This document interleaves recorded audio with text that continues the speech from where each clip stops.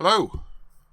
Welcome once again to Infinite Jeff. I am Jeff, reading to you Infinite Jest by David Foster Wallace, a novel from 1996.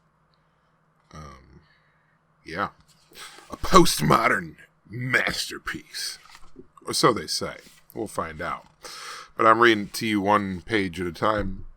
One day at a time, essentially. So, we are on page 24 today. So here we go. Window's light, or the visual context of his surroundings. The girder protruded from the wall and was a triangle of dull steel with holes for shelves to fit into. The metal shelves that held his audio equipment were painted a dark industrial green and were originally made for holding canned goods. They were designed to be extra kitchen shelves. The insect sat inside its dark, shiny case with an immobility that seemed like the gathering of a force. It sat like the hull of a vehicle from which the engine had been, for the moment, removed. It was dark, and had a shiny case and antenna that protruded but did not move. He had used the bathroom. His last piece of contact from the appropriation artist, with whom he'd had the intercourse, and who, during intercourse, had sprayed some sort of perfume up in the air from a mister she held in her left hand as she lay beneath him, making a wide variety of sounds and spraying perfume up in the air, so that he felt the cold mist of it settling on his back and shoulders, and was chilled and repelled.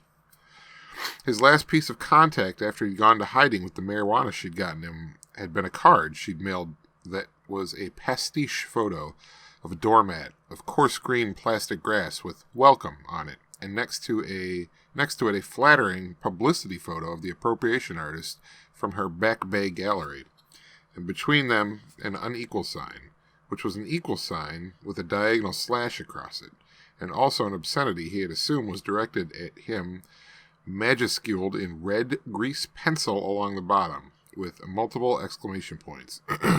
She had been offended because he had seen her every day for 10 days, and then when she finally obtained 50 grams of genetically engineered, enhanced hydroponic marijuana for him, he had said that she'd saved his life and he was grateful, and for the friends for whom he'd promised to get some were grateful, and she had to go right now because he had an appointment and had to take off, but that he would doubtless be calling her later that day.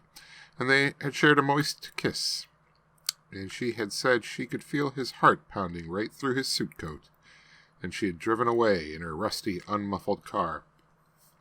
And he had gone and moved his own car to an underground garage several blocks away, and had run back and drawn the clean blinds and curtains, and changed the audio message on his answering machine.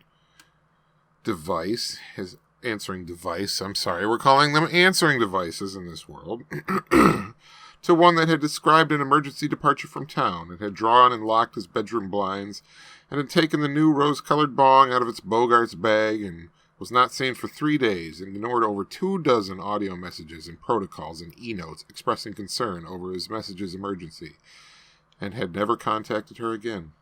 He had hoped she would assume he had succumbed again to methamphetamine hydrochloride, and was sparing her the agony of his descent back into the hell of chemical dependence.